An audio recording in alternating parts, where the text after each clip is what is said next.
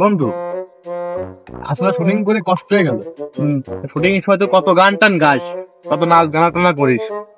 আজকে এই ক্যামেরার সামনে একটা গান গাই শুনবি। আজকে আমাকে সাবস্ক্রাইবার যারা আছে আর ফেসবুক পেজ যারা আছে সবাই গানটা শুনবে, গানটা গাই শুনো। ক্যামেরাম্যান আগে আসো, আগে আসো, আগে আসো। তাহলে শোনো, এই ক্যামেরাটা ধরে ধরি। ফুল মাঙ্গে তুম আগুন মাঙ্গে, ফুল মাঙ্গে তুতুমা মাঙ্গে। গাইস, গানটা কেমন?